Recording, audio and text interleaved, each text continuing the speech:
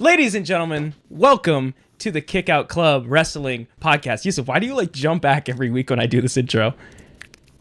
Every time I do it. Add excitement. I don't know. Also, it helps that I'm in a chair that reclines, and I need to only jump back so far before I'm going to fall out of this chair. Fair enough. It's just fun. Plus, I can just, sit back and relax. Just relax. Relax and kick your feet up. You little, I don't know. I was going to say something Kick your feet up witty. And relax and, watch your favorite shows on your favorite streaming platform. Like, I got one. The Kickout Club Wrestling Podcast. Ladies and gentlemen, my name is Tyler, and today I am joined by my friends. First up, we got your boy who we're hoping that the internet issues do not persist throughout this episode. They were right beforehand, but we're gonna pray. We're gonna pray on this one. We're gonna pray to the gods, to Solo Sokoa, to them all. We got our boy Emil. What's going on? I'm not praying to Solo Sokoa. I love you, Solo. No, he doesn't. Well, he doesn't anymore. He don't no more. Well, debatable. We don't know yet. And also, my other guest on this podcast this week is our favorite friend from the land up above. Not heaven, but pretty damn close. It is Canada, and it is our friend Yusuf. What's going on? Did you guys know SmackDown's on Netflix? What? Oh, wait. Just Canada things. Canada. Just international things. Yeah. In Canada. Well, ladies and gentlemen, we have a pretty packed week. I'm very excited to be back this week after internet issues got me last week, and now they've spread to Emil. So we'll see if we can get through this week. Go back, because I had a great time not having internet issues. Internet issues? I was told you were out with medical jargon.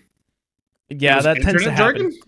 He got hit. It was internet jargon. It was internet jargon. It was internet jargon. I was on the road for work, and my bandmate's parents' house had awful internet in my bedroom because I think it must have been the furthest away from the modem.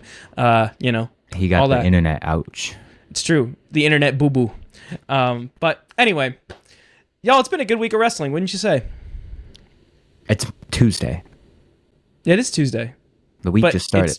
But it's been a week since the last episode. It's been like 3 days. It's been like 4 days, but yes.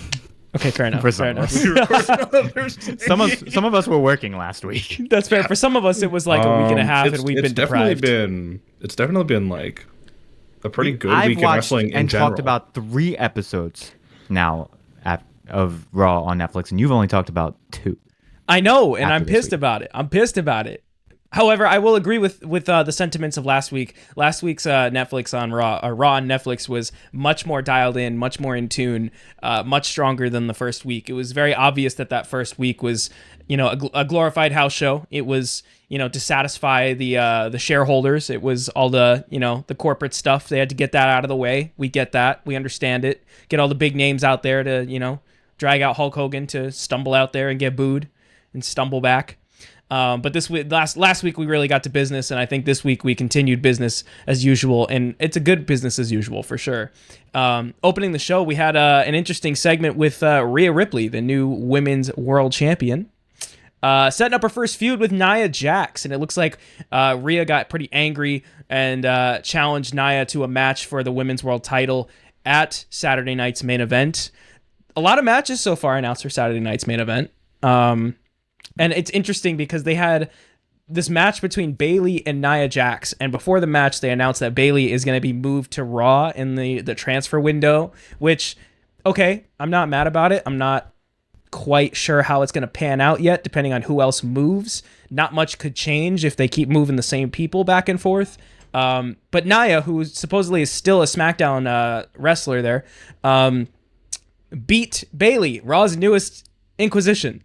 Very questionable decision there. I think acquisition's the word you're looking for. Yes, it is. Thank you very much. Yeah, the Inquisition is the thing the Spanish did.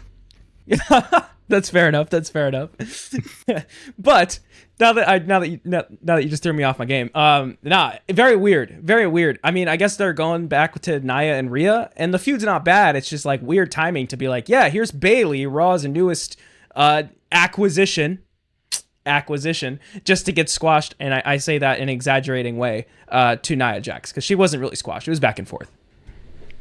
I mean, right now is that time of year where nothing makes sense, and that's okay, because we'll eventually have something for the Rumble, and I'm gonna assume it's gonna be Nia and Rhea at the Rumble, or maybe it's gonna be a triple threat with Bayley.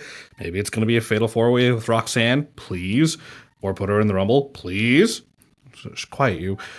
He's not even talking. I'm saying quiet, but it's like right now nothing's set in stone, right? Like this time of year, we got the Rumble, the Chamber coming up. Everything is just kind of throw everything at a wall, and then eventually something's going to stick going forward, and that will be what will become Mania. And because we're not there yet, obviously, because the Rumble's still, 2 weeks away at the time of recording this, or a week away, I guess. Yeah, screw it. Nia and Rhea, roll it again. I know they had feuded years prior, so it's interesting they're running it back, and they're very different now from when they ran it the first time. Just interesting to see the trajectories of how both of them have gone so far. Yeah, I mean, book it for the Rumble, have fun with it. If you want to make it a triple threat, sure. Nia's not officially moved to Raw yet, I don't think, because she's been like moving around on SmackDown and Raw. I think next week or possibly this week on SmackDown is where we get the Nia Jax decision, because a lot of the women's main event scene or upper card scene really is fluctuating between Raw and SmackDown, despite them having two separate champions. So we're just gonna get that for a while. I think probably another couple weeks. I'm gonna disagree with that. Okay. I'm gonna disagree with that. I think this is the time to start making decisions. This is where we start locking in. We've got 4 months till Mania, give or take. We can't fuck around. This is it. We had the fuck around time. This Saturday night's main event is really weird. I was gonna say, you're telling me that Saturday night's main event isn't a fuck around and find out kind of night? Because I don't know anymore. No. Let me just say this quickly before you get to your point. I do want you to get to your point, because I feel like because Saturday night's main event is randomly thrown in here, it is the fuck around and find out. As soon as that's done, it is all steam ahead. We have shit figured out, and it's time to go. I don't. So like, I guess this Saturday night's main event. This seems weird. We're all booking to the Rumble, and then we all kind of remembered that this is happening. That we kind of forgot that we have a pit stop that we have to make. It's not just another Raw on Netflix and another SmackDown. We have this weird fake PLE thing that they're putting in here, which kind of throws everything through a loop. It does introduce different options, such as Nia, and creating maybe this weird 3-way story. I'm getting a lot of Punk, Drew, and Seth energy with this move. Having Nia kind of play the part of Drew, having Rhea play the part, I guess, of, I don't know, Seth, and then I guess Punk becomes Bayley by default. I like this little 3-way story though. I'm into it. Roxanne is also around. Roxanne will obviously be in the Rumble. That is just like what it is. As she's kind of getting her call-up story. It's fun to watch it happen on 2 different brands all at once. I have a couple things I want to talk about there. I mean, without getting super into the overarching story of the transfer window and everything going on with that, I honestly don't think it's going to be set in stone until after WrestleMania. I think the transfer window is their excuse to build whatever WrestleMania card they want, and have people appearing wherever they want, because right now SmackDown is a roster of 2-hour show, and we have 3 hours to fill. So they're going to inevitably bring over some Raw talent, some NXT talent to SmackDown to fill out that hour. And they're going to do the same with Raw. We just saw Roxanne on Raw, all that. I also don't see Bayley getting involved in the women's title, at least right now. And I maybe she's the next feud up. Maybe they turn her back heel. I'd be down for a heel Bayley against Rhea, because right now I think we have a big return lined up on SmackDown, which we'll probably talk about in a little bit, maybe. But in case we don't, I'll just talk about it now. Charlotte Flair is set to return to SmackDown at some point in the future. We saw a video package hyping up her return. All signs there point to her versus Tiffany Stratton for the WWE women's title at WrestleMania. For Rhea, I don't know where they go. I really don't. But I don't see Nia being a long-term story. Bayley could be a long-term story. I'm not really looking forward to that. I do like what they're doing with the Nia story though. They did make it official. Rhea did challenge Nia for Saturday night's main event. I don't see it happening past that. I think Royal Rumble, they're going to do a 4-match card like they did before. They're going to have the 2 Rumbles and 2 of the biggest matches that they can put together, and Saturday night's main event is going to be that overflow. And I think, Emil, you and I kind of highlighted that in the chat. One of us did, and I agreed with it, that Saturday night's main event is just going to be that overflow card.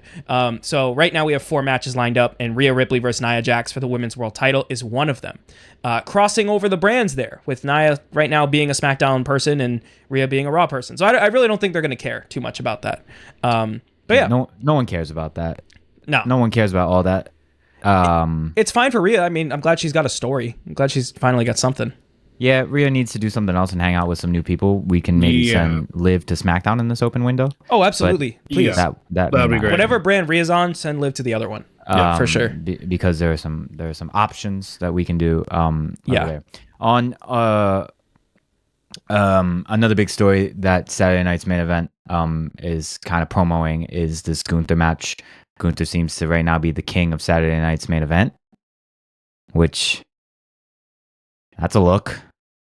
I mean, would the look really? Is it really a good look when the last match he had was like he was the third wheel in a? That's a look. He wasn't the third wheel. He was the third wheel. The third wheel. Wasn't he the champion? The story was yes, he was the third wheel. But that wasn't the story of that match. The story of that match was spooky Undertaker man and man with too many abs still hate each other, and they're like, I want world title, and Gunther's just here like. Very much so. That is 1,000%. That's always kind of Gunther's always kind of like he's always this like menacing figure, right? But this concept that he kind of is getting lost in the shuffle when he's always kind of been like this end goal people. Like he's one of those people who again kind of watches everybody from below. He's like the rich businessman or the watches from above. You mean the wardrobe? Like the general, right? The ring general. That makes sense. Exactly. He's the guy who watches everybody else run amok. But that doesn't mean he defends his title against 2 guys that are fighting about completely different things other than his title. Like that just doesn't line up with Gunther's character to me. Gunther would defend against someone. But his character does defend against him being important, which is what he did do in that feud. But if they're focused so much on each other, is Gunther really important in that? I really don't think that match. He was for him, and that's why he beat the shit out of both of them. Right? That's what happened. That is what happened. That's true. Just making sure my memory is still correct. No, it is correct. I'm not. You're not wrong. You like to play fucking mind games with me and switch my memory. I'm not playing mind games with you, bro. You like to switch my mind games around. Anyway, so Gunther and Jey Uso kind of you've just met your match, bro. Kind of just run it back. They kind of do the same thing again, which is fine. It's still a great promo. Both promos were. Listen, Jay sells me every time. Every time I hear him talk about his journey and like why he deserves this shot against Gunther, I want him to beat Gunther. Like I don't. Do I actually like gun to my head? Probably not. But and then we know what happens. And then we know what happens. He can lose. That's exactly. Fine. That's kind of what. And you know what? You know who needs it? Gunther needs that. Gunther needs that to be like, listen, you say that you're gonna, you always do this. You always get this opportunity. You cry about how, you always fighting for this opportunity, and now's your time to get it. But you're gonna do what you always do. You're gonna choke. And when Jey Uso does choke, Gunther will look good, and it's gonna look perfect for when he inevitably drops that title to probably CM Punk. Oh, and they fought a little bit. They touched. They did. Jay looked strong. They touched. Jay looks strong. Look good. Which doesn't happen often anymore in these feuds and these builds up. No. So it is nice to watch them touch. It's either they don't touch at all, it's a pull apart brawl, or they touch too much. Exactly. It's either not at all or too much to the point where the entire I've seen a few KO and Cody brawls now, and I'm over it. Yeah. There was Rhea and Nia literally had a pull apart brawl last night. They did. As well. They did. They love pull apart brawls. They're fun. They are fun. They're always fun. It's true. Oh, is that it? That's all we have? That's all the notes we have? Pretty much. I think the match is going to be great. I really Sami do. Zayn. It's going to be fun. Hey, there we go. There we go. All right. Cool. Okay. Let's move it along. Yeah, are we just barrel? Sami Zayn it indeed exists right now. Sami Zayn is in the middle of the shits. So let's kind of go through the whole arc of Sami Zayn right now. So last week, we had a wonderful promo with Sami Zayn and Seth Rollins. I believe that's the man. And we have a wonderful chat about Sami Zayn and his lack of desire to fill his own needs. I guess that's the best way, or his own wants, right? He's putting a lot of other people first. He put Seth first. He put Seth first. Very, very briefly. He put the bloodline first. Very briefly. He hasn't been focused on himself since probably losing the Intercontinental Championship. I think that's fair to say. Very fair to say. And Seth Rollins has noticed. I've noticed. Kevin Owens has noticed. And so here's where shit gets really fucking interesting. So Sami Zayn comes out to the ring. He declares for the Rumble. Then KO's music hits, which is all something that we've kind of been wondering. Like, all right, KO, he's looking at Sami Zayn. He's looking at Cody Rhodes. He's not looking at Sami. They're doing the same shit. Are we mad? And KO, of course, changes the energy completely. KO's not mad. And that's a really interesting angle to take. But because friendship heals all, right? Right? Friendship matters. Right? Friendship does heal all, but it's interesting. Does friendship matter? Well, I think so. To quickly paraphrase before Yusuf gets into it, Kevin Owens is subtly, not so subtly, implying that I scratch your back, you scratch mine. I help you do this, you help me do that. He's wanting to use Sami Zayn to beat Cody Rhodes. Yeah, basically, right? So you're saying if this wasn't Triple H booking, I really have no idea where this could go. Oh, so you're telling? Nah, I see it. Bro, I see where this is going. I think that's what it is, but I would like to believe that Triple H throwing it so obvious out there means there's something else. Yeah, we're already swerved, so now we're going on the swerve. We're already on the swerve because that's not what people thought he was going to do.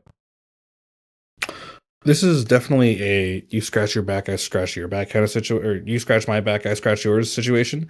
But it's interesting that Kevin Owens, confronts Sami Zayn in the middle of the ring. And, him talking about, like, his implication being, like, you're going to help me, like, you're going to win the Rumble, and you're going to help me beat Cody so that we can main event Mania together, buddy. Right? But remember, Kevin's doing this, why? Not the Sami Zayn part, the Cody Rhodes part. Why is he going after Cody in the first place? He feels he should be champ. Also, Cody sided with Roman Reigns. Kevin Owens, despite Sami Zayn being his best friend, is talking to a man who helped Roman Reigns win War Games. Right? So there's something there. That's going to throw us all off. I don't know what quite yet. None of us do. But this promo seemed a little too on the nose of, like, what are you thinking, Kevin? Like, what are you actually thinking right now? Because there's no way in hell that you are casually letting go the fact that Sami Zayn entered War Games with Roman again to help Roman take out the New Bloodline. There's no way you're ignoring this while you're going after Cody for help for teaming with Roman Reigns months prior. Unless there's another reason for all this. Right? And at the end of the day, yeah, this is going to be a big thing going forward where, again, the point of the next couple weeks going into the Rumble is to push this narrative of anybody could win it this year. Anybody could win it this year. By what means? Who knows?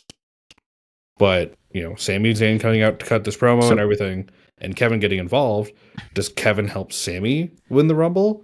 Does Sami help Kevin? Thank you. Does Sami help Kevin win the WWE title? Probably. Yes. So, however, just introducing the concept is really fun. Mm-hmm. Very fun. Very fun. Because one, it subverts my expectations, right? Yes. It immediately subverts my expectation because it's believable. Mm-hmm. It's a believable thing to happen. Yep. Is it realistic? Probably not. I think it's going to be pretty. That's really unfortunate. But I do like that we continue to play with all of these different characters. A lot of crossover. We're literally like, I really don't know who's going to win. Roman is probably the safe answer. No. I don't know. But not even. No, the safe answer. I want to say Punk is the safe answer, but I don't even know Punk is the safe. I don't know. That is my Punk is safe probably answer. the safest of answers, but I still don't know. Especially with that favor. We don't know the favor. We don't know the favor. The favor is still a thing. I'm going to be honest Roman here. throws himself out for Punk? No. It's got to be bigger than just getting a belt match. Yo, imagine imagine the final two. Now that you say this, it's Roman and Punk, and they're just staring at each other, and they look like they're about to start fighting, and then you just see Roman slowly walk back. Not even. He just slowly walks back, and he slowly just gets out of the ring, jumps off the apron, and he goes. Roman's ego's too big for that. Imagine. And then Rock. 31. Yes. Number 31. Because what's that in the distance? It's a much bigger superstar here to take your spotlight. God. But like, and he's talking about Rock. I'm gonna be honest here. It doesn't feel like there is a safe option for the Rumble this year. Genuinely, man. I mean, Punk, yes, even Cena to an extent, but there's so many different ways that the road to WrestleMania not Sammy. Go. It's not Sammy. Shit, it's not Sammy. Well, I mean, I didn't get to. I just to mention. I think KO screws Sammy because KO loses to Cody, and he's like, Sammy, you were nowhere to be found. Yeah. And he helps Sammy he helps whoever eliminates Sammy, or he dumps out Sammy, and that sets up the Mania feud. As boring as that might be, I feel like that is it. There's multiple directions. I've had a couple of different stories because it seems like the same people have been kind of running along with each other recently in various degrees and various combinations of these people. It's been on one side, actually, I won't even tell the sides. I'll talk about the stories we've seen, right? We've been seeing a lot of Sammy and Seth Rollins interweaving. We've seen Sammy and Drew interweaving. We're now seeing Sammy and Kevin interweaving. Now, let's talk about the other people. Let's talk about Drew. Drew and Jay have been interweaving. Drew and Jimmy have been interweaving. Seth has been kind of removed from all those guys, all the bloodline guys, but there's a way. There is a way to get Seth in. Seth has been seen as the guy who's been reluctant to join in Drew McIntyre and his ways. I really think at the end of all of this, we get a 6-man tag of Kevin, Drew, and Seth, or Kevin, Drew, and Seth, against Sammy and the Usos. I don't know when, but I feel like that's what we're building to. I fucking hate that. I don't. I hate this 6-man. But why do you hate it? I hate everything about this. Because while the stories have similarities and they can even reference each other, I don't feel like we need to do all that. I just don't. One, I really just don't want to see the Usos team up again. I feel like we're not there yet. Outside of Bloodline, Bloodline teaming, I don't think we're there yet. Sammy being, maybe the fabric I get, but I just don't really want to do that. Sammy shouldn't have to put together 2 twin brothers. I don't like that. I don't like that concept. I think there are many other options that we could do. I think Seth somehow finds his way into this world title match. Depending. I could see it. Depending. I personally really would love a triple threat between Punk, Drew, and Seth. I really want to get that out. I really want to get that out. I really would like that at Mania. Unfortunately, Gunther is kind of in the way. That's the problem, man. Gunther feels very much in the way. Gunther's in the way right now, which is unfortunate for Gunther. It is. So let's keep going, though. Let's keep going with this deep dive. I'll get you in a second. I see you. After that, right, we have KO and Sammy, right?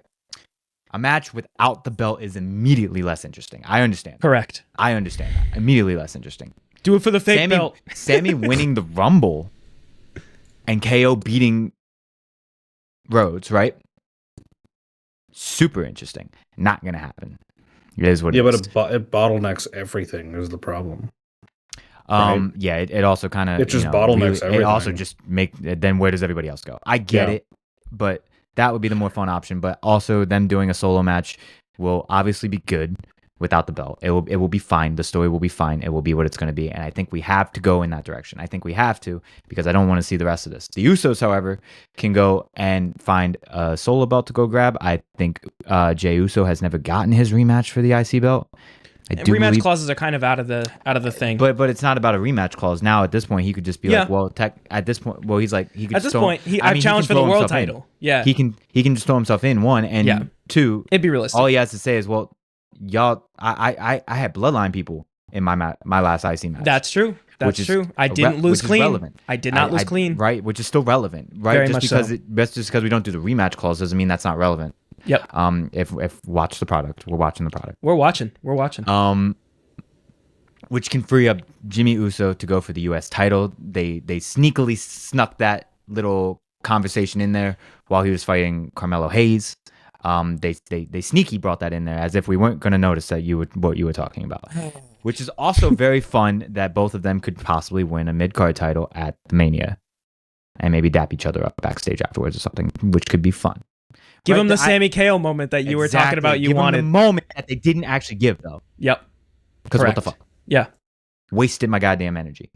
They really should have done that. They really should have done that at 40. They should have done that at 40. Don't waste my energy this time. Give me a nice little brother blonde. Everybody wins a belt. Seth is somewhere in a world title match with Punk, or is in a grudge match with Drew. But even though we just kind of saw that. That's why I'm like, nah, because that's the thing. That's why the 6-man tag match. That's why. Well, yeah, but that's why the 6-man tag match works. It's so because it gets rid of all those things. I get why. Although we have to put at least 6 matches over 2 nights, we can knock out 6 of these matches right here in this style instead of putting all of them in one, and then you have no stars for the rest of your matches. Or you have more room to make more matches. Or you have room to put more matches and put more people on the card, which is also fine, but less fine. Keep in mind, we did have that tag match with Ray and Andrade against Santos and Dom. So that match could have gotten cut. That's what I'm saying. That's what I'm saying. Put this nonsense together, not this 6-man bullshit that you're talking about. No, the 6-man bullshit makes more sense than the tag match did. Just saying. Either way, I'm done. There's my... Go ahead, Yusuf. What? Oh. You raised your hand about 5 minutes ago. I did. I was waiting for you. I got distracted. But I was looking at some news regarding some other things regarding the Performance Center. Anyway, I don't hate the 6-man tag idea, but I'm not a fan of it either. I'm very on the ropes about it, mainly because you have Seth Rollins, Drew McIntyre, Kevin Owens, Sami Zayn, Jey Uso. Jimmy is also there. You have 5 guys who very much should be in a more, what's the word I'm looking for? High profile position at Mania in some way, shape, or form.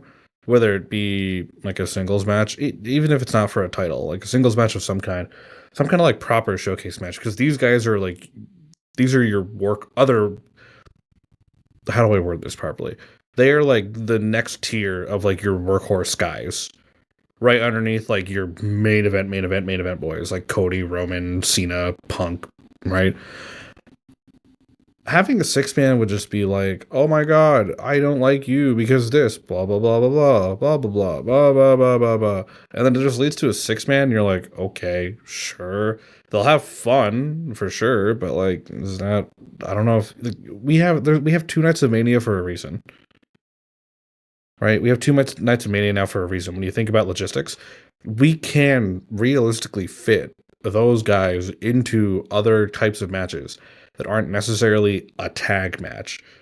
Because then what happens, right? That, all the fun of that is taken up for 15 minutes at most on one of the nights, and you don't get an equal amount of that. My thinking, though, is that's it really. Just you can split them up into tag matches. Jimmy can, or not tag, sorry, singles matches. Jimmy do what Jimmy does, whatever that might be, not eat.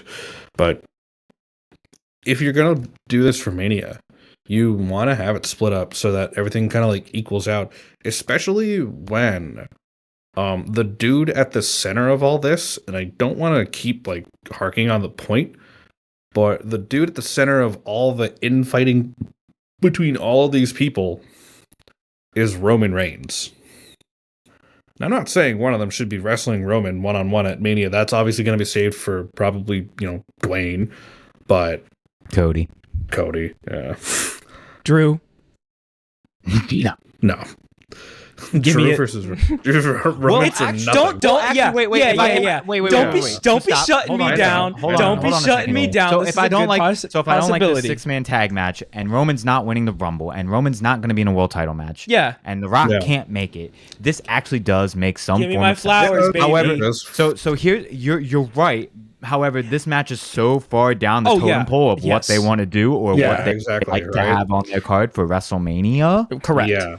Because at the end of the day, like WrestleMania is a showcase, right? I Yep. get having a 6-man tag. We could do this at Backlash. We could do that at Backlash. That too. You can have a 6-man tag with like American Made and whoever the fuck you want. We could do a lot of things before we get to Roman Drew. You could do a lot of things before you get to Roman Drew. But you can also do all that without having to put all your workhorse guys in the same one tag match. Yeah, it'll be exciting, but it's going to be so...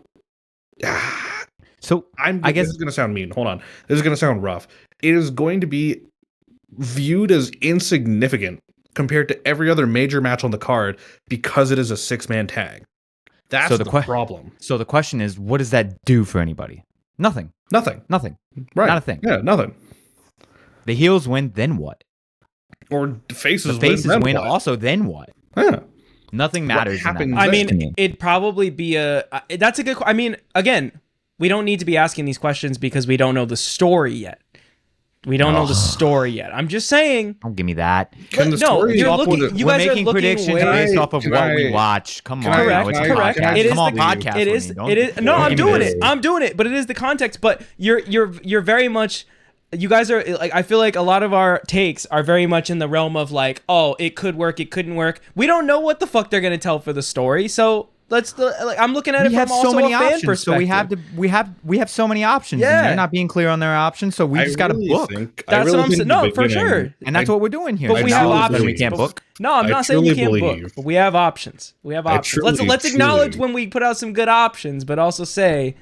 It could go this way. You know what I'm saying? I would like to fully believe that the story of whatever they're going to tell is going to kick off at the Rumble. That's what I just did. When all the boys are in the ring and they're like meh, and then timer goes down and Roman comes out and everyone just kind of stares at the ramp and goes, "Oh, there he is! Come here, Roman. I want it. Fill the ring.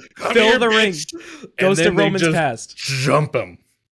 Everyone that has ever been wronged by Roman Reigns will be in the ring in that moment. Conveniently don't have Sami Zayn, Jay, or Jimmy in the ring during this. Right.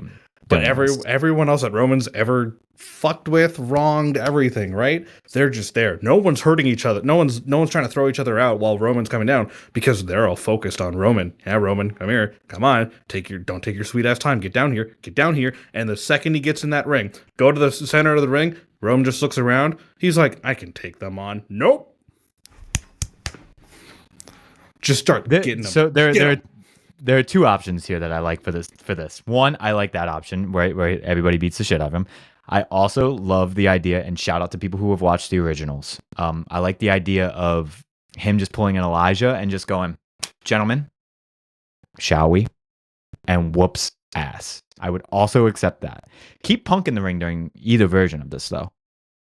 Keep Punk in the ring and then have them stare at each other. Well, I mean, he's going to win, so. Well, I'm just playing. Well, yes, but. Big maybe. Very big maybe. Yeah. There's a few maybes in there, though. With that being said, though, I know we were talking a little bit about all the names in the Rumble, and I guess while we're in the clusterfuck storyline that's going on, let's talk about the clusterfuck. Who's not winning. Well, I mean, think about it. Yeah, I mean, who's not winning? Sami Zayn. Sheamus. Braun Breaker. Braun Breaker. Honestly, listen, hot take. Penta. Nah, not hot take. Dunne. Excuse me? Okay, why are you just going through the notes and you're just listing names off of our notes? They're not winning. They are not winning. The Wyatt Six. Everybody else on this note actually has a chance. I mean, like crazy though. No, I mean, like, listen, like has a chance to make sense. I don't think Jay wins. I don't think Jimmy wins. I think the options are the options are Roman, Punk, Cena. Keep going. You're not done. Am I not done? You're not. It's Roman, Punk, Cena. I don't know. Seth is an option. Seth is an option. Safe option. Seth, these are the tiers, right? It's like Roman, Punk, Cena are like, for me, they're like, yes, these are the guys that like realistically probably should win looking on paper. And then there's another tier of like, you could win, but is it the right move? Is it kind of a risk to go with these people? I mean, they are having him lose a lot recently. Yeah, that is true. They are doing that, but that's not always a thing in Triple H's WWE. Not always. I'm not saying it isn't. No, but it is stop, interesting but- how much he's been losing. No, that's And true. big Seth losses. did just beat Drew. Seth did just beat Drew. He's been taking some big losses. However, he basically Drew's hasn't had been a big, taking more big L's than anybody. Drew lost to Jay. Drew lost to Seth. Both by roll-ups. Jay's kind of a By I roll-ups. actually didn't even think about that. That's a good story. Both by roll-ups, and he got mad every time, and he attacks both times. Yeah, man. I think Drew is also a potential to win the Rumble as well. I would almost put Drew in the top tier to win the Rumble, depending on what their plans are. But it doesn't feel like he's the champ. He's in the championship feud, so I don't think it's him either. I don't know, man. There's a lot of options though. So speaking of the winner, though, the winner cut a promo. I guess you can see what we're doing. We're talking about all of our Rumble winners. We're talking about the winner of the Royal Rumble. Our possible winner gave a promo. Fucking phenomenal promo, by the way. Great promo about talking about how he's going to win, blah, blah, blah, blah. I guess for me... He'd throw Hulk Hogan's dusty ass over the top rope. For us, the big pop of the night, and so is the big pop for all of Dallas, Texas, was when he said that he would kill Hulkamania, which is just beautiful. Love it. 2 weeks after the Raw debut on said streaming service. Punk... Amazon Prime? Democratic Punk comes out the day of the election, of the inauguration, to just remind us how stupid some people are. And said he would kill Hulkamania, which, to the delight of Dallas and fans everywhere, thank you, sir. The rest of the promo I could not remember for shit, but I remember that. It was one of those. It was one of those where he like did not stop to even take a breath. It felt like, but like. He just kept stringing out just like absolute fire out of his mouth. This might have been the actual stream of consciousness of CM Punk. And honestly, dude, this was such a good promo. I didn't think this. No. This just happened. I loved this promo. Like, I think this is one of the best promos Punk has made in a few weeks. Which is crazy to say. Isn't it great a few to be weeks alive on a Monday night in Dallas? Yep. It's crazy to say like in a few weeks because like Punk is that good where it's like he churns out like a fucking banger promo like every 2 weeks. Like every promo he cuts is gonna be good, but like memorable ones like that where just like it's like one a month for this guy. It's crazy. What's his name? Say his name. Say his name. What paragon of virtue called you that? Say his name. Punk. So good, man. Punk truly. But then they came back that. and he said, your invitation's my invitation. If you want to kick his ass, I also want to kick his ass. That was also funny. That was also funny. That was last week, though. The Seth thing, that was funny. Punk is truly proving that age doesn't slow down his ability to cut a good promo. I do love that Punk keeps wanting to get into these like shoot fights. Yeah. And he keeps squaring up like he's really going to shoot fight. The way that they frame him like a hockey player is so funny. Considering we know his UFC record. Facts. It's still funny. Like, why do you do this? Yo, I know we kind of gassed it up when him and Seth kind of squared up when they went to fight, but like the wrestling community was laughing so hard at his stance. Oh no, I was too. So like bad. I work at a school that has fights, and I've seen some bad fights, man. so I understand the concept of this was not a great stance. It's wild, bruh. It's so funny. You know what? I appreciate it as part of the gimmick though, and it's Yeah. actually super fun. Like hockey fight, fake hockey fight, whatever. Like. That's all super fun. They've always been fun. They've been fun since Dean Ambrose has been doing them. Like they've been fun. Absolutely. So I have no complaints on it. It's just really funny that he keeps taking this angle, knowing that he can't take a punch. Right. He man. beat Jack Perry, but that's because he swung first, kind of. True. And, well, he didn't kick. What did he say? I didn't punch a guy. I just choked him a little. I just choked him a little bit. I just choked him a bit. little. Like, Bro, I love the memes.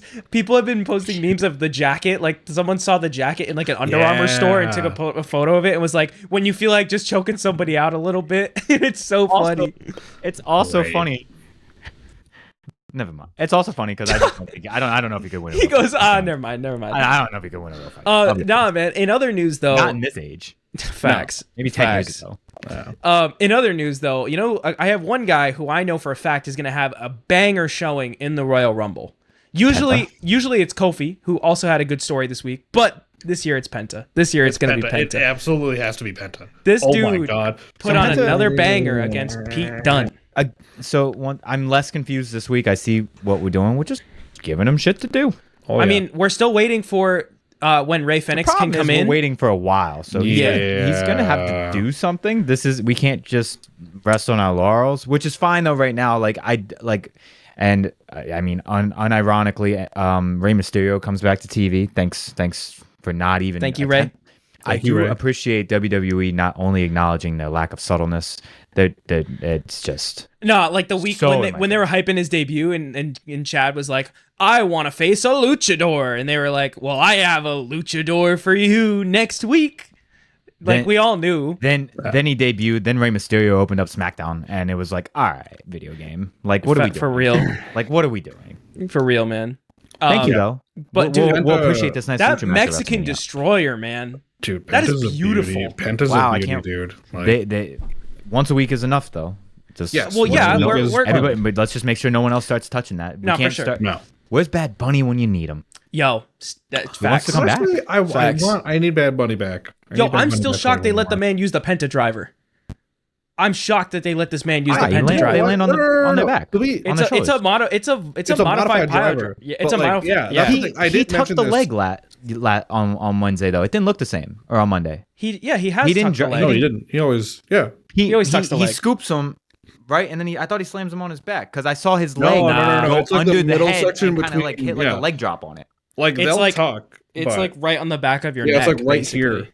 No, we last week when you weren't here, I did bring this up of like I'm kind of surprised they're letting him keep the driver, but I'm like very happy they're letting him keep the driver. In a world where Kevin Owens basically got arrested for package pile driving someone, the fact that Penta's able to whip out a Penta driver, package pile driver, dead ass. Like, but the fact that they have Penta using the Penta driver every week, where he like picks them up from like standing face to face and spins him around and then slams him on his neck. He does tuck his leg though, right? Like there's like a leg. He hooks the leg. There's like a half leg bar going on this. He hooks the leg, right?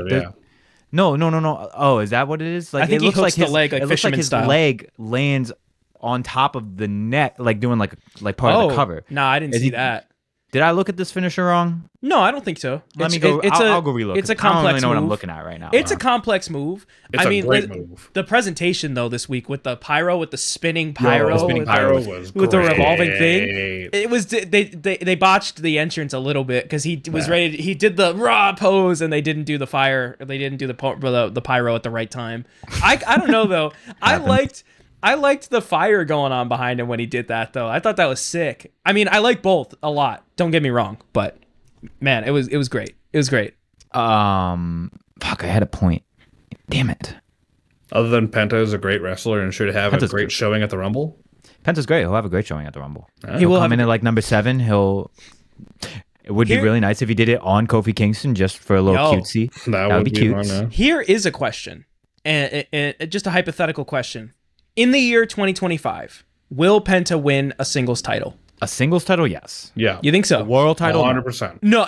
I strictly any. It can be any title, singles title. He'll win an IC title or a US title. I firmly believe that in the time we have to wait until Phoenix gets here, which is dependent on. How long is that? Does anybody know? It's for a year? I think I think it's a year. I'm gonna, in the words of Brock, we got a year. Yeah, we got a year. Because in the world of, what are people calling it? Guantanamo Bay? Great name, by the way. No one's calling it that. Guantanamo Bay. That took way too long. No one is calling it that. I like that. I'm gonna call it that. That's great. That's damn nice right there. Eric Bischoff is calling it that. So he's honestly got a point, and he's the one who ran. No, he does not have a point. Up high and into the ground, all at the same time. I'm sorry, but if we didn't have this energy with Vince McMahon, we are not allowed to have this energy with Tony Khan. Well, we couldn't call it McMahon Guantanamo Bay. He let people leave. Vince did not let people leave. Vince did the same thing to multiple people. Right, but we couldn't meme it because you can't call it McMahon Guantanamo Bay or something. We did meme though, and we did get mad when Vince did it. We did get mad when Vince did it. So we're allowed to get mad at. We're allowed to get. Okay. Let me get back to this. So Tony Khan is kind of holding selective aggression for a while. Selective aggression.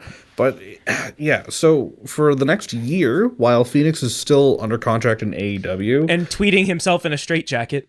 Yeah, apparently that got deleted. So hilarious. I mean, listen. Put a single title on Penta. No, seriously, like, while we have all that time. Tom Pistock, also known as Baron Corbin, has a point.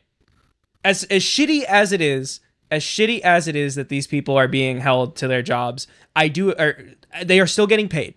They're still getting paid. Yeah, they are still getting paid. They don't get to wrestle, and that really does suck. However, at the end of the day, they're still getting paid. Yeah, they're still getting paid. And you signed the contract. I hate to be that guy. I really hate to be that guy. No, I get it. I get it. Man, I can't wait to hear "Burn the Ships" in AEW. So God damn it. So was some of that? So what about the stuff about his health or whatever XYZ the third? I mean, he had an injury and they had to extend his time. Yeah, because of his injuries. So which they've done with WWE did with Jeff Hardy, I believe. Yeah. When 2007? No, in the recent run. No, in the latest run. like the last run he did. That's why Matt went to TNA for a while first, and then Jeff came along afterwards. Or AEW, and then Jeff came along afterwards. I thought he just didn't do anything. No. It was actually like an injury extension. They extended it. They extended his contract due to injury. But that's the thing, right? Like I do agree. Like these wrestlers do want to wrestle. I do think that these people should be letting them go. But the reality is they're not letting them go. And at the end of the day, you did sign the contract, and you are liable to any repercussions should you speak out about it and do some shit. So there we are. It does suck for Ray. Hopefully he gets out of it. Going back to the question, while he's still under contract with Tony, and we've got all this time to kill with Penta, put a title on him. Why not? Put the IC title on him. Like between now and now that I know we got a year, exactly, because the assumption is Sheamus is going to win the title at Mania. Right? That's kind of what everyone's assuming. He finishes the Grand Slam there. He gets his moment. He finishes the story. Oh my god! Or you get I don't know the Punk quote from verbatim. Maybe Emil can say it again. Which a bigger star here comes. What's that in the distance? A much bigger superstar here to take your spot. Do, do, do, do. And he's talking about John Cena. Yeah, correct. Imagine. Yeah.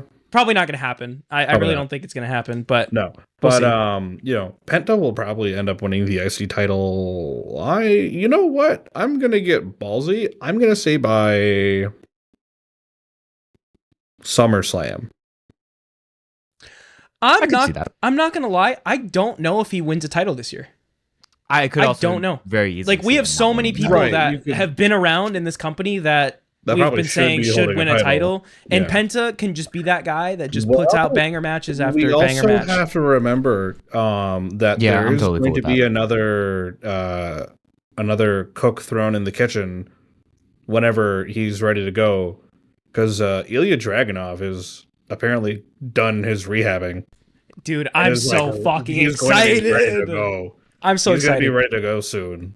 I've honestly missed Ilya Dragunov. I've honestly missed him. And he's one of those dudes where I didn't appreciate it until he was off our screen. Dude, Ilya Dragunov is such a special talent, I have recently remembered him.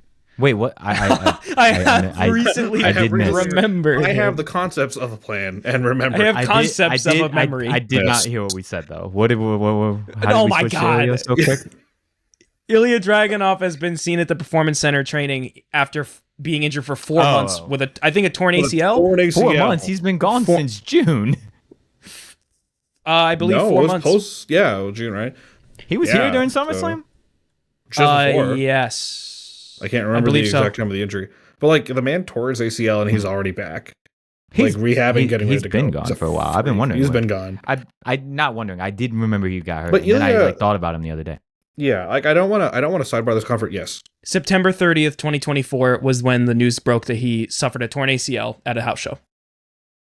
Was forecast to miss 6 to 9 months, and he's now rehabbing after 4. Yeah, dude's a freak.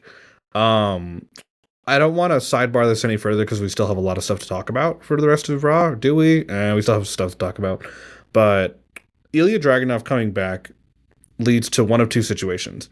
You put him in the IC title picture, and that becomes a fucking violent place. Him, Braun Breaker, Sheamus, Penta, they're all going to just murder each other, blood everywhere. Or, you do what they should be doing and book him to be what he has been booked to be the entire time. Gunther's kryptonite.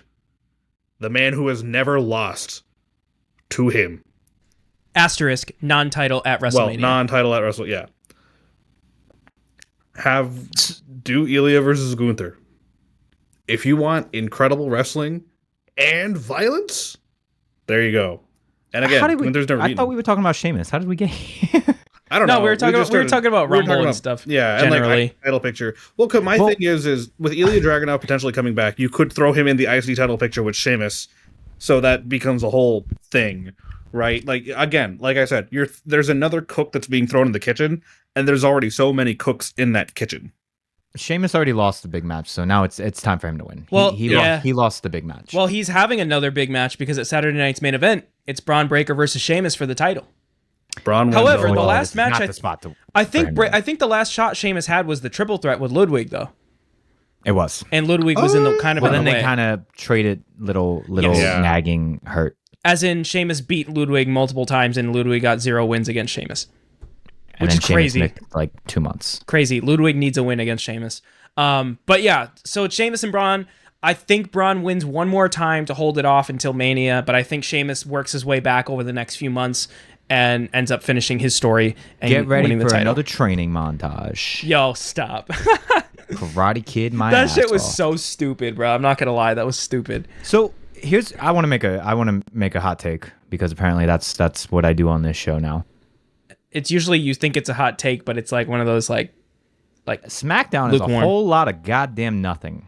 Oh, you skipped one more, but all right. What did I miss? I didn't miss nothing. No, you did. Chad Gable was backstage talking to Dom. Just an interesting point because there are a couple of directions they can go with it. Oh, Dom gave him some name that we don't know yet. Well, Dom gave him a name. It's Santos Escobar. Generico? Santos Escobar. Oh. It's a dark luchador, and Santos was in a luchador before. People were saying, some people were speculating it was going to be Malachi Black coming back as Aleister Black, and I'm like, dude, this dude was not a luchador. He's dark. Wow, I can't believe you thought it was him just because they said someone dark. Crazy. And American Made is like, yeah, we're going for the tag belts and the women's title, and Brutus Creed said, and that's about it. About goddamn time they're starting to move forward with them because they kind of just kicked their wheels for the last 6 months. No, facts. Yeah. They put them together just to say nothing. Well, they put them together. They did the Wyatt feud, and then they did the Ricochet move. Yeah. Yeah. So here we are. Give them some belts. Let them go on a little tear. This will be fun. They can be our new Judgment Day. Honestly, cool. I'm fine. Because that is imploding as it. Look, give us a moment. As long as they give us a moment with Kurt Angle and American Made at some point, I'm cool. Doesn't even have to be I'm into it. Pairing. Just give them a moment. So can we go back to SmackDown? Yeah, that was it. That was shit going on Not SmackDown. much happened on SmackDown. So. Ain't a goddamn. Hold on. Besides the Charlotte return package, it's really it. Well, you know what? There was a Charlotte return package. There was. I mentioned that earlier. I do want to quickly touch up on the Jacob Fatu promo because we finally heard him say more words. This is actually the one. This is the only thing that happened. This is really the only thing that anything. Can you quote him? Because I actually don't know what he said because I didn't watch it. I can't even remember the whole thing, but it's. He said he's tired of the disrespect. People say he's crazy, but he's just getting started. He's starting to wear Roman-esque, military-esque gear. He's wearing like a vest now, which is some people are saying that like, oh, they're changing his outfit. That's a dead giveaway that they're going to start sending him on his own on a singles run. However, it was supposed to be Solo making his return to television, and he came out and the crowd was doing the rock bit after the post-Mania rock bit where Solo went to speak and the crowd would just boo so loud there was even no chance of him saying anything, which is great for Solo. And then eventually he takes the mic and he drops it and he leaves. And then the rest of the guys are like, what is happening? And then Jacob's like, okay. And he goes and picks up the mic and Tama's like, yep, it's yours now. And then he cut that promo. And then Braun came out. Right? Oh, yes, it never ends. Right. Well, no, LA Knight. LA Knight came out first. LA Knight came out, yeah. And then Braun. So we're going to...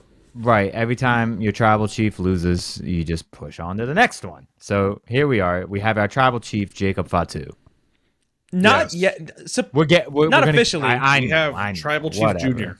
The third? Tribal Chief the third. The third. So I just Roman's have to, like, bro, y'all blowing my shit right I now. just got to say we are getting the blow off of or I guess the start of Jacob and Solo feud with Jacob going, I hate you, Solo, right? That's absolutely what's going to happen. Yeah, probably. Yeah. I mean, and then Jacob's Tom will go, be no, It will give them all something to do, and this can be the WrestleMania kickoff show match.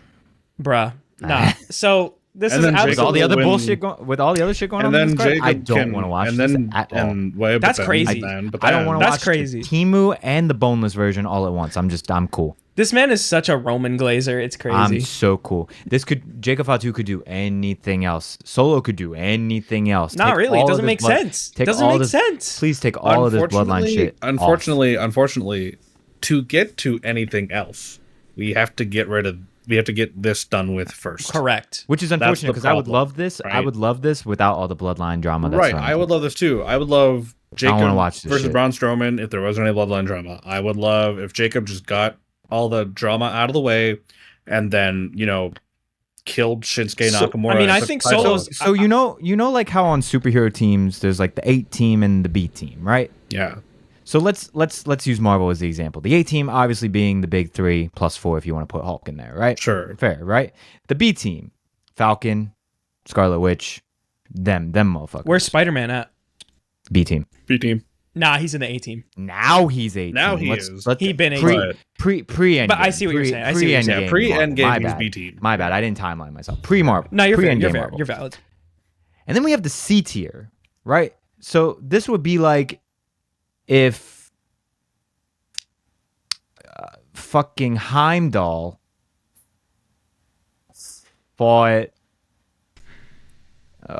who's a side character? Wong. It's like- Shang-Chi. it's like- let's say Shang-Chi. Shang-Chi is not a C Shang-Chi's tier. a B He is tier. not a C tier. He's No, about okay. to be A tier in I this know, current I know. He's universe. gonna be the What new the A hell? team. How My about bad. Wong? Let me try to. Heimdall and Wong. No. Nah, it'd be like- Wong's it'd great. be like- Wong's also currently Sorcerer Supreme. Nah, so it- we That's can't- true. He is a sorcerer. Well, if we're talking pre-Endgame, it would be like Pre-Endgame. Heimdall, Wong. Wong. I don't even know. Like Sharon Carter. Yeah.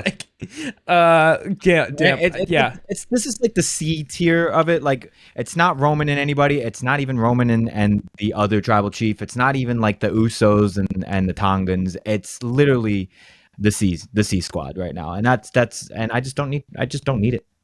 That's crazy. We need to start ending this. We We totally need to start ending this I- bloodline shit. I think that it is going to be on hold for a while. I think it's going to just be Jacob. They're not doing Bloodline. I think it's just going to be Jacob and Tama rolling together. And I Where's think the that other event Tongaloa is injured. Still, My king is he got injured again. It wasn't this isn't a Again? still. He got injured in War Games. He got injured in War again. Games. I thought he came back from that, No. bro. No, he got injured at War Games. He came back from an injury, but then he got injured again at War Games. His botch I to hate injury it ratio here. is like 1-to-1. So But 1-to-1. But like this. but So here's, is his they might do a botch tag match ratio. though. They might do a tag match. What if they might do Jacob and Tama against Solo and Tongaloa. Oh, I hope they don't, but they might. ain't nobody want to watch But- that shit. But no, I think Solo's going away for a while. I think Jacob's doing his own thing, and then at some point Solo screws over Jacob, and then Jacob and Solo feud for about a month, and then Jacob beats Solo. We could do all of this post Mania, honestly.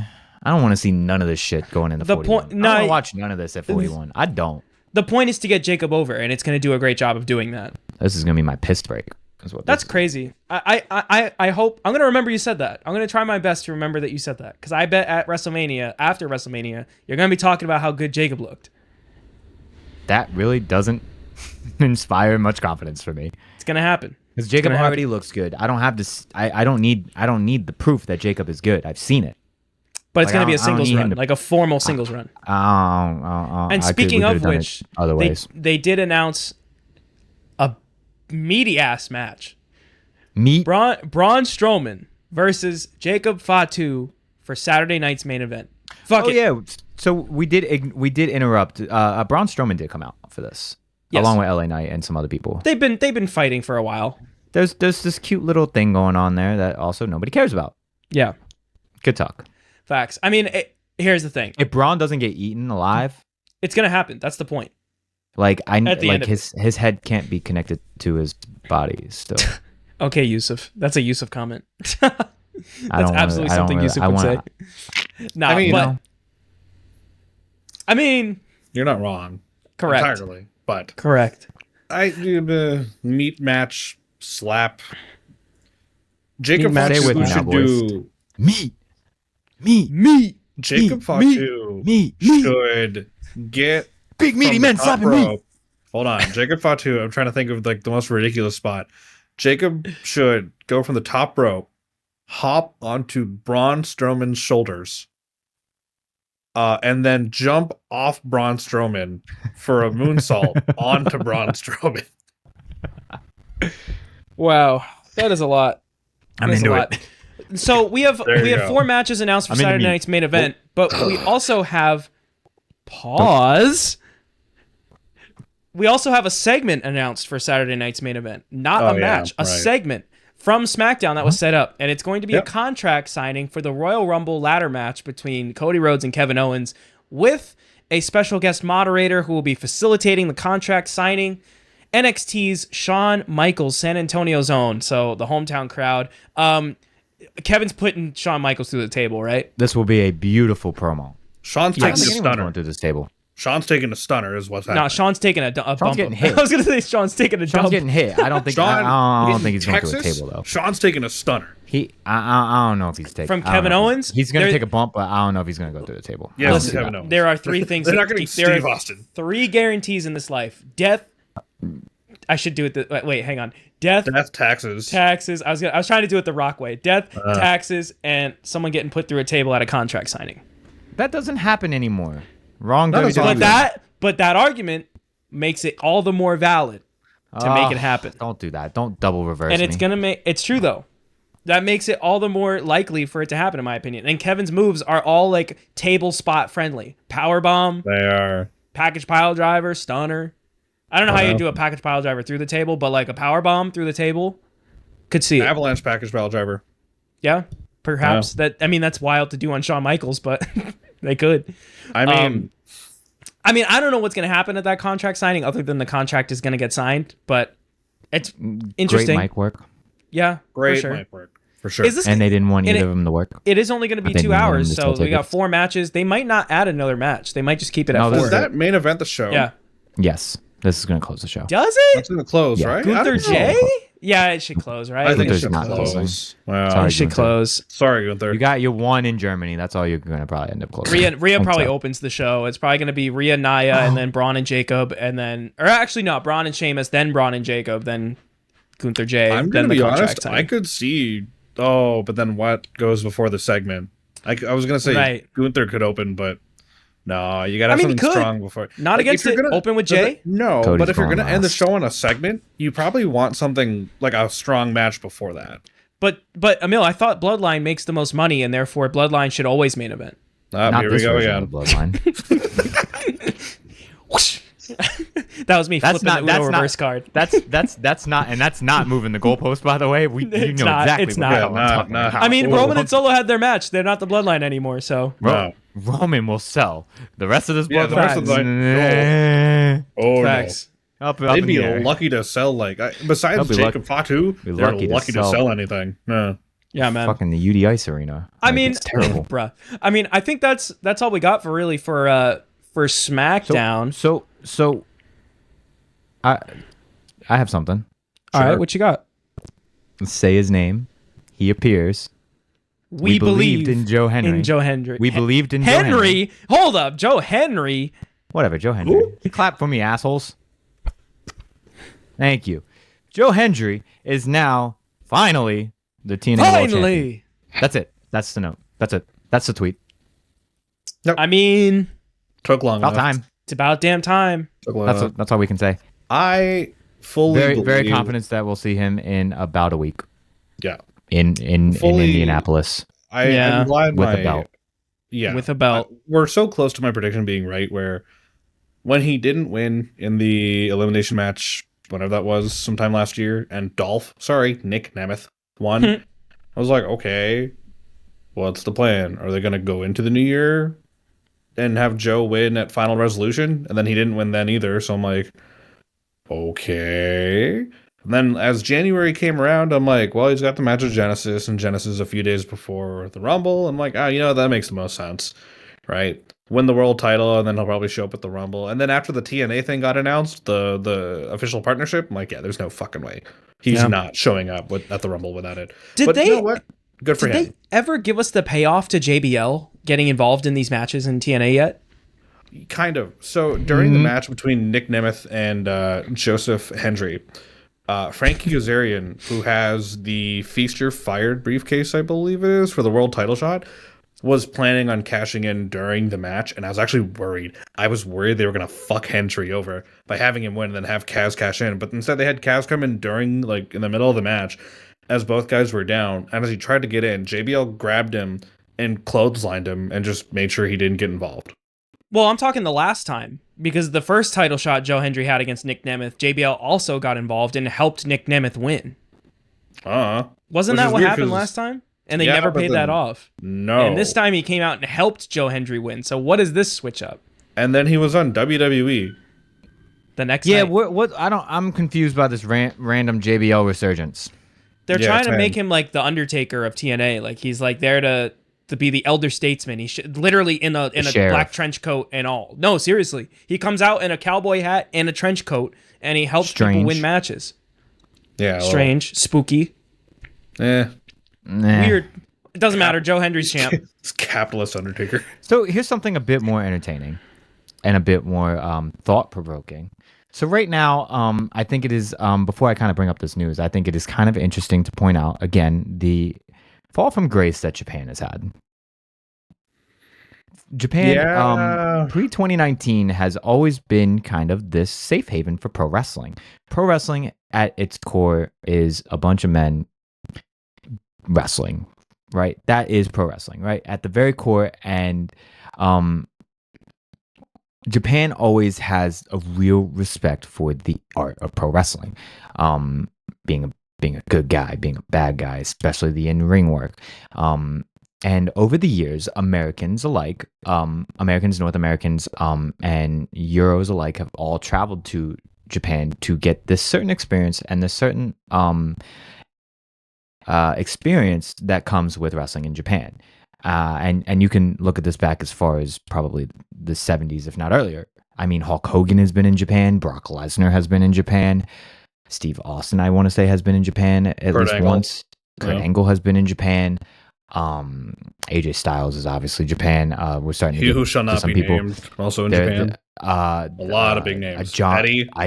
There are some huge names throughout history that have wrestled in Japan. And it's very interesting to learn that pro wrestling in Japan, the United Pro Wrestling Group of Japan, United Japan Pro Wrestling, is now a thing, right? This is a group of major Japanese wrestling promotions, and they have formed this bond, hopefully to kind of, I don't want to say rival, because I don't ever think that they really care enough to rival the North American promotions. I just don't see that. Maybe the Euro promotions, maybe. I think they've always kind of seen themselves as, this is what we do. If you like it, you like it. If you don't, you don't. But this is really interesting, and I don't know who's involved in this. I am going to pass it to Yusuf, but my assumption would be that it's probably like New Japan, Stardom, those groups. It's them. It's pretty much all companies. It's all of the well-known promotions in Japan. So this is interesting because I'm learning this in real time, and I'm curious. The UJPW, the United Japan Pro Wrestling Organization, is basically, like Timmy said, a coalition of all the major Japanese wrestling promotions in the country, mainly featuring, and current members are All Japan. I didn't know they were still running. I forgot they were still running. Big Japan Pro Wrestling, DDT, Dragon Gate, Ganbare, Kyushu Pro Wrestling, so like smaller companies. Pro Wrestling Noah, who's owned by DDT, by the way, so that's something to keep in mind there. Stardom, of course, and Tokyo Joshi, the other big women's wrestling company, and of course, New Japan Pro Wrestling. The whole point of the organization, I was doing some reading on this before we got started with the episode, because I wasn't entirely sure what the whole mission statement of this organization was, but a big part of this organization is to further promote wrestling in Japan, bring tourism, and for each of these companies to work together from a management and administration standpoint to help each other out, So, hey, we're not doing too well. We could get some help from our friends in New Japan Pro Wrestling. Okay, well, maybe think about doing this differently, like production value of the show, management ideas, things like that. Not so much talent borrowing, like what TNA and WWE are doing. Not really that to begin with, but it's mainly just from an administrative point to bring Japanese wrestling back, hopefully, to what it once was. That being said, had to hiccup there. That being said, I am curious if they're going to go any further moving forward, whether it be with talent sharing, because famously, Noah and New Japan don't really like doing things together outside of like that one show a year they were doing for a bit. DDT doesn't really get involved with anyone, but New Japan talent are always doing DDT shows every now and then. You've got guys from even AEW that are doing DDT, and DDT owning Pro Wrestling Noah, who is in a not, official partnership, but buddy with the WWE, and New Japan being buddy with, that company on Tyler's hat. I'm very interested to see where this moves forward in the next few years. And with New Japan, like at the end of the day, they're starting to come back to being relevant again and good. Like they definitely fell off hard. Like, oh boy, it was. They were bad. rated. It's not exactly fair. They were rated, and there was a pandemic. Yeah, and there was a pandemic, 5 years removed. Right? But you gotta admit, like even during the pandemic, they still had Okada and Will Ospreay, Jay White, Kota Ibushi carrying that main event 4 years right? removed. Yeah, realistically, we're 4 years removed from a pandemic. Yeah, so we are back. We are back. However, since what I like to consider the great exodus of talent last year, when AEW signed Will Ospreay and Okada, it didn't feel the same because New Japan didn't have their guy anymore, Like, for all the years of New Japan that people have been following, especially in the last 10 years, 12 years, there's always been a guy at the front of that company, whether it had been Shinsuke Nakamura, whether it be Hiroshi Tanahashi, Okada, AJ Styles for a brief period of time, Jay White even, Will Ospreay, right? Kenny Omega again. There's always been a guy at the front of the company. And they kind of just lost that. And something I was thinking about earlier was Japan goes through a period every about 10 or 11 years, it feels, or even longer, depending, where they kind of understand that all their old guys are starting to get, old, right? And they'll look at the dojo and they'll have like 3 young wrestlers that New Japan management fully believes can be the future of the company. The generation previous to this current one, which was the Three Musketeers generation, that was Nakamura, Hiroshi Tanahashi, and weirdly enough, Katsuyori Shibata, not Okada. They did not have a lot of faith in Okada until Okada proved to everyone that he could be the fucking rainmaker, like greatest talent on earth that he could be. They got older. And then we get into this new generation where it's, I believe it's Ren Narita, Shota Umino, and Yota Tsuji. Yota Tsuji's proved he can fucking be a number 1 guy in this company. He's an incredible talent. All power to him, and I hope New Japan does right with him. And then there's obviously, the guy has to be the one holding the belt, right? The IWGP World title is one of the most prestigious titles in professional wrestling. They've made the right move by having Zack Sabre Jr. win the G1 and then go on to win the belt, and then main event Wrestle Kingdom and win. But they're in a weird spot where, and it should be a good thing, that their top guy is a gaijin. It's a white dude, right? It's a foreigner. Outside of Yoda, I don't really have a lot of faith in Ren Narita and Shota Umino to be main event guys. Like, they had Shota in the main event of Wrestle Kingdom take on Zack for the title, and man, that was 44 minutes of but hopefully they can make up from this. And with this new coalition of companies all coming together, this had formed about 2 years ago now, but they made it official just a couple days ago, I guess. Hopefully now we'll get something. Maybe New Japan will get back to what it once was, especially if they get production ideas from like DDT, and DDT can get bigger from getting production ideas from New Japan, vice versa. If this ever evolves into a situation where talent is being borrowed from other companies, I feel like this might get interesting because of, again, the partnerships they have with American companies. Because Noah works with WWE, New Japan works with AEW.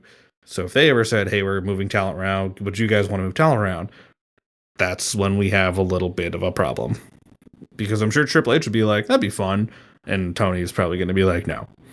So this is a loose partnership.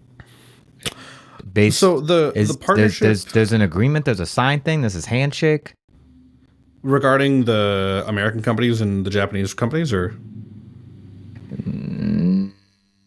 so according to Wikipedia, it looks like it's actually a literal non-profit organization. Yeah, it is a general incorporated association. The UJPW legally is an actual thing, like a legally binding organization.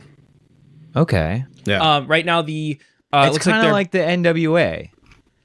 Yeah, kind of. Yeah, it seems like right now it's giving me like territory vibes that all kind of filter into like some like head.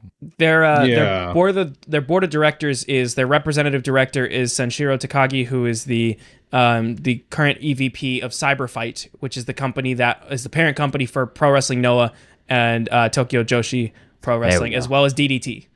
And then they have, and then it's mostly like chairman of the board of directors for New Japan, the director of Dragon Gate, the chief director of Kyushu Pro Wrestling. Tanahashi's on that board. The directors, they're basically all the presidents and CEOs, directors of all the companies. Yeah. And then there's an auditor. Think about it like TKO Holdings. Outside. Interesting. Think about it like TKO Holdings. But with way more companies.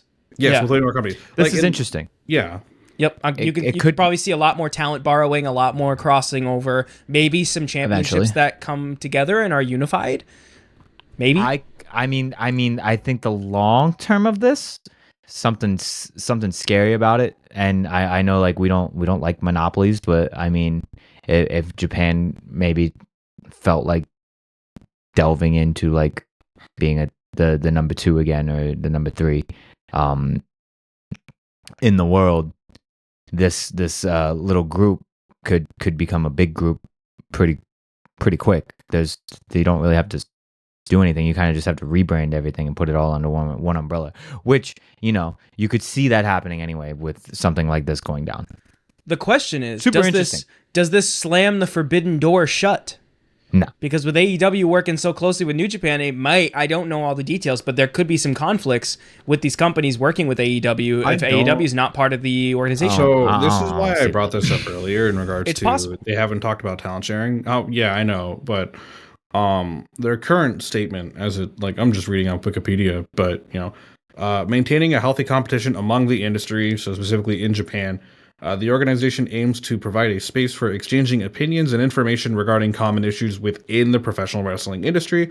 By doing so, it intends to ensure the industry's image enhancement, foster sustainable development, and address shared challenges. So nothing implied about talent sharing at the moment, which for the time being, I think makes sense. I think all the companies kind of just want to get back up properly on their feet and be, big and relevant in the Japanese market, but then eventually go back to trying being sustainable, in the outside market, right? Especially for a company like New Japan or for Noah, even. It doesn't slam the door shut for Forbidden Door because, again, nothing's been brought up about talent sharing just yet. Maybe in like a few years' time, that might be an issue. But for now, we're still going to probably see Forbidden Door sometime this year. They normally announce it after Revolution, so there's that. Noah is still probably going to be doing things occasionally with WWE, and by that I mean they're going to borrow Shinsuke Nakamura and AJ Styles whenever they want to. And Omos. I forgot about Omos. He won a title there, huh? Good for him. Good for Omos. But yeah, I don't know. I think it's really cool that all the Japanese companies are like getting together to do this because they realize that while we are competition to each other, we all kind of got to help each other out to survive. Otherwise, if all the competition is gone, you don't got anything else, right? And there's plenty of companies especially here in the US, well, the big 2, even 3 if you want to count TNA, that would gladly poach a lot of talent from Japan. So, yeah. Shame we'll never see something like this here. Facts. Yeah. Facts. We're too greedy here. We're too fucking greedy here. We're also bigger. Yeah. But we're greedy. It's money at the end of the day. Personally, I think a deal like this means a lot of people still like money. It's true. That is true. That is, he's got. They all see the It's opportunity just- to make money. Otherwise, they This wouldn't make kinda this seems deal. like an opportunity to make money. Look, We no know Tony company- Khan doesn't like money because he denied all of the CM Punk and Elite stuff. We know he doesn't like money. He's got too much money to play around with anyway. Passion could've been- project. It really is a passion project because Yeah, that it could have really been is. Yeah. Yeah. Yep. Oh Yep. yeah. gone. But yeah. Well, this has been fun. It This has has been been fun. fun. It has been fun. Does anybody have something they want to share this week? We got a best in wrestling this week. What's Joe the Hendry. move? Oh yeah, winning we the said title. fuck this segment last week. I figured you would. We did. Yeah. Y'all hate this segment. I know. I like this segment. I mean, we do just talk about the best in wrestling for like the first hour and a half of the show. It's just more a special yeah. shout out. More a special shout out. Let the me, biases it's- come through. It's Joe Hendry winning the title. They definitely got me to crack at something. Hold on. While he's figuring that out, I'm gonna go Jacob Fatu. I'm excited for this solo's run. This solo That was a run, good promo. not involving Solo Sikoa, meaning solo as in he's on his own. Well, Yeah, I think it's gonna be good. does It's start gonna with culminate. Solo. It's gonna culminate with the Solo Sikoa match, and then he's probably gonna go off on his own. I'm really looking forward to see what he does in this Braun Strowman match. It seems like it's his first real true test on a big stage, and I know he's gonna smash it out of the park. So, Him and Braun should just destroy everything. bro, that is like the match. They need to just rerun like Braun and Bronson, but just make it But just, Braun and Jacob. Well, just and the like thing is, destroy too, is things, It can be break faster everything. paced too. It can be much faster paced. It's true. Like, just have Jacob jump off everything. Have Braun throw the announce table at him. No, it's a new reinforced announce table. Can't be picked up or Oh thrown. yeah, he me picked up. Right. Yep. It hasn't been broken yet either. No, it has not. I like that they're intentionally doing that. They've been too, because protecting they the keep table. They keep doing table spots, and That's- I'm like, lol, I love They've it. really been protecting this announce table. They're emphasizing Yeah. that, hey, this announce table is new, and hey, we haven't broken it, and hey, it's harder to break. And Yeah. honestly, a company with that much money that's that big should not have a table that's that flimsy. Like, come They on. also shouldn't have barricades that but are they that should have flimsy, but barricades that are flimsy but too, LEDs. Yeah, it's all LEDs now, right? So Yeah. not except for the part that they break. Except for the part where the announcers are and that like the hard cam side that the camera doesn't point at. Yeah. is it not all LEDs now? It goes I like thought it was. it goes basically like I'm pretty sure if this is like the area It's a around half. the ring, it's like this is if the hard cam's pointing that way, it's like all LED up till like right here, like right It where the stops announcers where the, are. like, shield. It stops like where the shield will come out. Yeah, it stops like Which where is the where ring people Which are. is interesting. Yeah, you would, yeah, I yeah, actually, I you got would have you. thought that would. You would think that Okay. it would be all the way around. Yeah. You would Right. think that. I think Right. in the, isn't Yeah. it, is it like that in the games? I have no idea. I don't remember. Maybe. What do you mean both of you play Maybe. the games? I actually don't We play the all game. own 2K24. We all own it, but that doesn't mean we play it. Yeah, To be honest, I haven't Story played. of- I used to play story of my life. I used to play so many wrestling games, and now I don't play any. I just haven't had time. Too much work. I have to Yeah. reset up all the They rosters. make it like too real. I don't They even do, think which it's gonna kinda make nice. it too real. I feel well. I like that. I like bullshit. simulators. What I don't like is that everything is It's not. It feels like it's Like still I the have same to work game a engine. whole to then fucking like no, bro. Just let me fucking I like run around that, and but be if a goofus. it feels like the same game engine that they've used for the past 10 years. Can They I just at haven't least get an modernized arcade it. option? Can I at least get an arcade option? Yes, Like, AEW would- Fight Forever. No, I don't want to play with them bums. I want to play WWE, but I want to play arcade. Not fair. I just want to be Fair. able to throw ladders 70 feet. They did make that. You They mean did- WWE Legends of WrestleMania? Yeah, I was gonna say they made that one Loki? game. Or They made that game. Superstars? What was that one? No, it No, was. it was Legends of WrestleMania. All Stars was lit. Was it? Did y'all ever play All Stars? Yeah, I did play Thank you. All-Stars. All-Stars was That's the one lit. I'm thinking It was of. pretty good. Underrated. It was I'm pretty not even good. gonna hold you. It was pretty good. Not gonna lie. Underrated game. Yeah. They subtly tried to put that in there and think that it would maybe take Facts. over 2K, and then everybody went no. Did you remember your segment What that segment? got you? No, The one that got you? Oh! I think it was just Hulk Hogan getting. Oh, well, we'll getting, call Hulk Hogan WWE All Stars your best Getting- in wrestling this Yeah. week. getting the pot. Hulk Hogan getting the pot shot of the night. Hulk Hogan getting the stray For of really, the for century. really no reason. That's the part that really You- got No, me. he You- did. Nah, he did. It was- He got there that was stray. reason. He deserves that stray. I'm not saying he doesn't deserve it, but I'm saying the setup for it was just for no reason. Well, Like- they let him like on TV, and Punk wanted to make sure they knew he was upset about it. Punk really said words That and then we all was were like, thinking. oh yeah, Hulk Hogan. Yeah. Don't like that. You can bring Hulk Hogan out here. I'll dump his dusty ass over the top rope. That was great. I don't know what you're talking about. That was I fantastic. didn't say it wasn't great. It just kind of caught me off guard. It was a Listen, little out of fuck left field. racists. Period. Fuck racists. They deserve every single one. Do they deserve attention? If it's attention like that, yeah. But what about all publicity is good publicity? I mean, it's not true. I don't buy that. Okay. Personally, I don't believe in that. I want to. Okay. I mean, it depends on the perspective. But I don't know if I agree with that. It depends on the okay. perspective, but also it's not always about publicity and money. It's about exposing when someone's a piece of shit. Also true. And Hulk Hogan's a piece of shit, and the world needs to know. That's all I'm saying. And with that being said, don't be racist. Thanks so much for watching this week. We'll see you next time.